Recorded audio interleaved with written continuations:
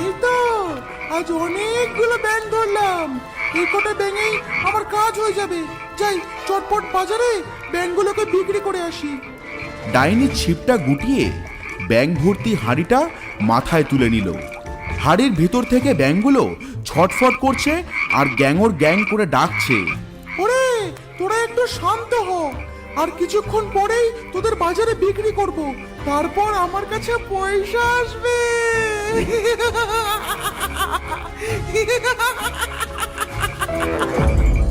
বকুলপুর বাজারের কোলাহলের মাঝে ডাইনি একটি বটগাছের নিচে চাদর পেতে বসেছে। তার সামনে ব্যাঙ ভর্তি হাঁড়ি। ডাইনি দামের একটি বোর্ড লাগিয়েছে। ও দিদি ভাই, ও দাদা ভাই, আসুন আসুন আসুন, টাটকা ব্যাঙ নিয়ে যান। খুব সুস্বাদু খেতে এই ব্যাঙ, একবার খেলে বারবার খাবেন। আসুন আসুন, মাত্র 10 টাকা পিস, মাত্র 10 টাকা পিস। ডাইনির দোকানে মানুষজনের ভিড় জমতে শুরু করলো। কেউ কৌতূহলী, কেউ আবার লোভী। অল্পক্ষণেই সব ব্যাঙ বিক্রি হয়ে গেল।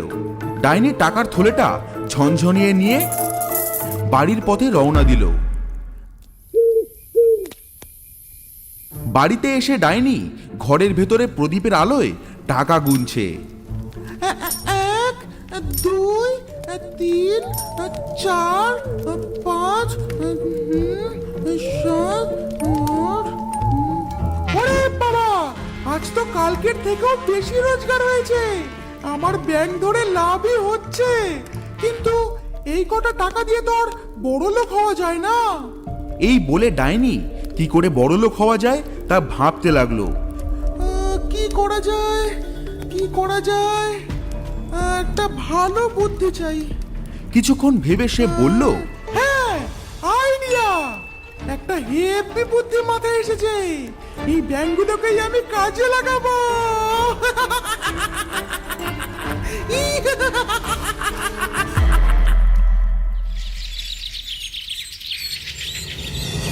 পরদিন সকালে ডাইনি এক হাঁড়ি ব্যাঙ ধরে আনে।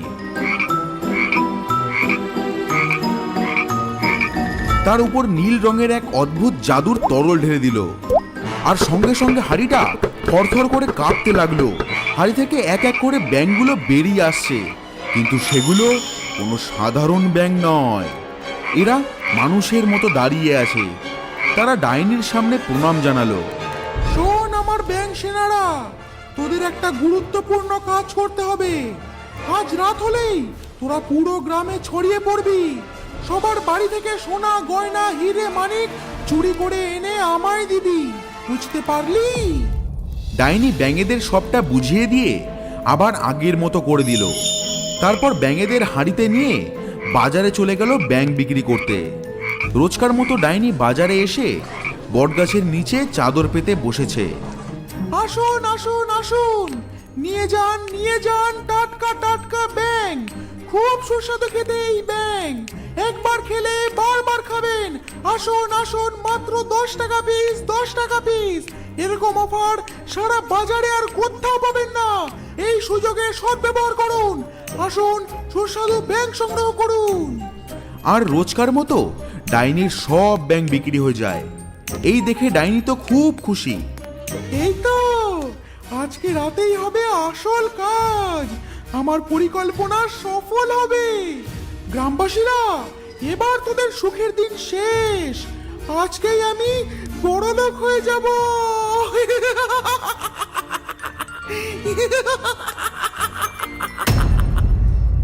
রাত নামলো, গ্রামবাসীরা সবাই ঘুমিয়ে পড়েছে। আর ঠিক সেই সময় কানাইয়ের বাড়ির রান্নাঘর থেকে হাড়ির ঢাকনা সরে গেল, আর বেরিয়ে আসলো ডাইনির ব্যাঙ সেনা। তাদের চালচলন যেন একটা কাঠের পুতুলের মতো। ব্যাঙগুলো কানাইয়ের ঘরে এসে আলমারি থেকে সোনা গয়না চুরি করে জানলা থেকে বেরিয়ে গেল। এইভাবে বাকি ব্যাঙ সেনারাও একই কাণ্ড ঘটালো। উফ, পাবদা মাছটা যা বানিয়েছিল না, আর শেষ পাতে ওই রাজভোগটা, আহা, এখনো মুখে লেগে আছে। একটু দেরি হয়ে গেল ফিরতে, কত রাত হয়ে গেছে। হ্যাঁ রে হরিপদ, হেব্বি ছিল পাবদা মাছটা। এমন নেমন্তন্ন অনেক দিন বাদে পেলাম। আহা, কি খাবার বানিয়েছিল, পেটটা পুরো ভরে গেল রে। হরিপদ আর রতন বিয়ে বাড়ি থেকে খেয়ে দে পেট চাপড়াতে চাপড়াতে বাড়ি ফিরছিল। হঠাৎ ঝোপের আড়ালে খসখস শব্দ পেয়ে হরিপদ থমকে দাঁড়ালো। আরে ওটা কিসের শব্দ? কি আছে ওই ঝোপের আড়ালে? হরিপদ ঝোপের কাছে গিয়ে ঝোপের আড়াল থেকে দেখলো সেখানে কতগুলি ছোট ছোট ছায়া দ্রুত বেগে রাস্তা পার হচ্ছে। ভালো করে লক্ষ্য করতেই তার চক্ষু চড়ক গাছ। দেখলো কতগুলি ব্যাঙ দৌড়ে যাচ্ছে। ব্যাঙ সেনাদের হাতে সোনার গয়না, হাড়, কানের দুল আর টাকার থলে। তারা দ্রুত পায়ে মানুষদের মতোই দৌড়াচ্ছে। কি দেখলাম আমি? এত বড় বড় ব্যাঙ সেনা সোনা নিয়ে যাচ্ছে। আমি চোখে ভুল দেখছি না তো? কি জানি বাবা, ঘুম পেয়েছে মনে হয়। ব্যাঙ সেনারা দৌড়ে ডাইনির বাড়িতে আসলো আর সব সোনা গয়না ডাইনির সামনে রেখে দিল। ডাইনি সেই সব দেখে আনন্দে নাচতে লাগলো। এই তো, এইগুলোই যে আমি চাইছিলাম। আমি বড়লোক হয়ে গেলাম। এই সোনা গয়না, টাকা পয়সা এখন সব আমার, সব আমার। সকালবেলায় গ্রামে হাহাকার পড়ে গেল। গ্রামবাসীদের সবার মাথায় হাত। তারা কেউই তাদের দামি সোনা গয়না, টাকা পয়সা কিচ্ছু খুঁজে পাচ্ছে না। হায় হায় হায়, আমার সোনার আংটিটা কোথায় গেল? সারা জীবনের সঞ্চয় ছিল ওটা। হায় হায় হায়, আমার আলমারি তো ফাঁকা।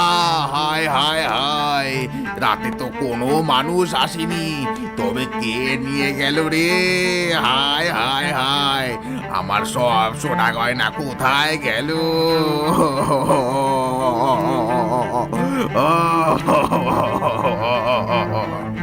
গ্রামবাসীদের কথা শুনে হরিপদ দৌড়ে এসে নিজের ঘরে ঢুকলো।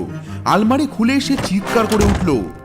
সর্বনাশ, আমারও সব শেষ হয়ে গেল। কোনো চোর নয়, এর নির্ঘাত কালকে রাতের ওই ব্যাঙগুলোর কাজ। আমি ওদের সচক্ষে দেখেছি। হায় হায় হায়, হে ব্যাঙ দেবতা, আমাদের রক্ষা করুন। এই বিপদ থেকে আমাদের এখন আপনি বাঁচাতে পারেন। হে ব্যাঙ দেবতা, এখন আপনি আমাদের শেষ ভরসা। হে ব্যাঙ দেবতা।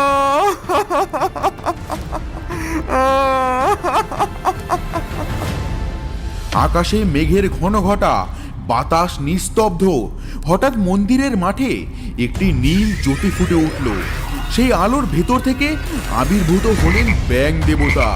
তার শরীরটা পুরো ব্যাঙের মতো, মাথায় রাজমুকুট আর হাতে রূপোর তলোয়ার। গ্রামবাসীরা, তোমরা ভয় পেও না। আমি এসেছি তোমাদের এই কষ্ট থেকে দূর করতে, ওই পাপিষ্ঠ ডাইনির বিনাশ করতে। ব্যাঙ দেবতা উঠে গিয়ে সরাসরি ডাইনির বাড়ির সামনে এসে দাঁড়ালো। ডাইনির বাড়ির ভেতরে ঢুকে সে দেখলো ডাইনি সোনা গয়না পরে রাজরানীর মতো সেজে আছে।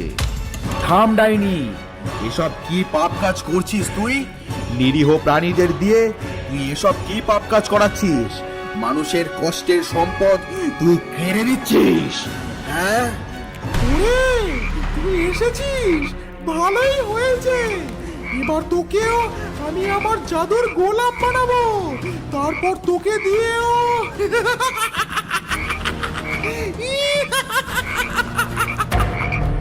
তোর আস্পর্ধা তো কম নয়, এই নে তোর পাপের শাস্তি। ব্যাঙ দেবতা তার তলোয়ার থেকে একটি উজ্জ্বল বজ্ররশ্মি ছুঁড়ে মারলো ডাইনির দিকে। ডাইনি কিছু বুঝতে না পেরে সেই বজ্রের শিকার হলো। Quake, quake. ওরে বাবা, এ কি হচ্ছে আমার সাথে? বাঁচাও, বাঁচাও। এই ব্যাঙ, তুই এ কি করলি? আমি তোকে ছাড়বো না। বাঁচাও, বাঁচাও। ব্যাঙ দেবতার আক্রমণে ডাইনি আর ডাইনি নেই। সে নিজেই একটি কুৎসিত সবুজ ব্যাঙে পরিণত হয়ে গেছে। ওরে, ওরে, কি করলি? আমি যে ব্যাঙ হয়ে গেলাম। ডাইনি তার পাপের শাস্তি পেল। ব্যাঙ দেবতা বাকি ব্যাঙ সেনাদের আদেশ দিলেন সব গয়না ফিরিয়ে দিতে। পরদিন সকালে গ্রামবাসীরা তাদের হারানো সম্পদ ফিরে পেল। গ্রামের সবাই আনন্দে মেতে উঠল। অন্যদিকে পুকুর পাড়ে একটি বড় কচু পাতার উপর ডাইনি ব্যাঙটা বসে করুণ মুখে ডাকছে। কোয়াক কোয়াক, হায় হায়, এ কি অবস্থা হলো আমার! এত লোভ করা ঠিক হয়নি, আমায় ক্ষমা করে দাও। আমি আর কখনো এরকম করবো না, আমার যে আর ভালো লাগছে না। Quack quack. বন্ধুরা, ভিডিওটি ভালো লাগলে লাইক করতে ভুলবে না কিন্তু। আর হ্যাঁ, আমাদের চ্যানেলটিকে সাবস্ক্রাইব করে নাও এখনই এরকম মজাদার মজাদার কন্টেন্ট পেতে।